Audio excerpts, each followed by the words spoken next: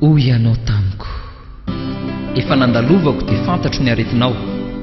saingy izy matsiro kokoa sady olom-baovao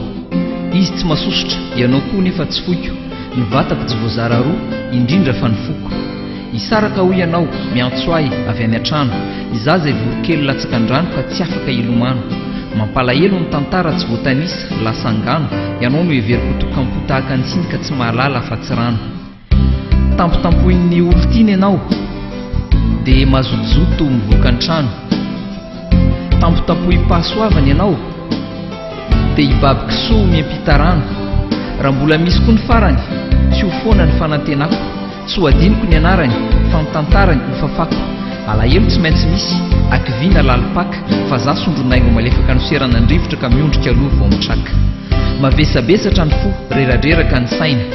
tsy mahalatsa-dranomaso amin'iza no hitaraina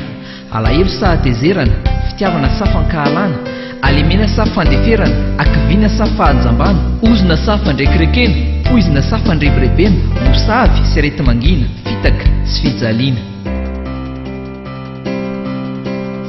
mavesabesatra ny fo reradreraka ny saina tsy mahalatsa-dranomaso amin'iza no hitaraina alahelo sa atezerana fitiavana sa fankahalana alemena sa fandeferana akiviana sa fahajambana ozina sa fandrekirekena poizina sa fandrebirebena mosavy sy arety mangina fitaka sy fijaliana izaho vao maika mamikitra nefa ampirafesina nandramana dia hoiteo fitiavana tsy norefesina dia mivadibadika sarotra vao mahita tory ianao namadika fa ny olo-mangina tsy resy tsy akory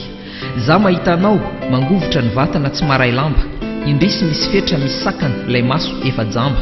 malemy ny lohalika mafana ny aty fanahy akoho voan'ny barika marary ny gangsta angara tapotapohinanao sipy ianao dia za zay sy tiavanao sy hodinao fanina angara tapotapohina azo fery ianao dia pasohinao hatramin'ny solefanina angara tapotapohina ampirafy ianao dia za anaovanao resaka tsy mazava angara tapotapohina azo fiogo ianao dia bangoinao hatramin'ny volombava mavesabesatra ny fo reradreraka ny saina tsy mahalatsa-dranomaso amin'iza no hitaraina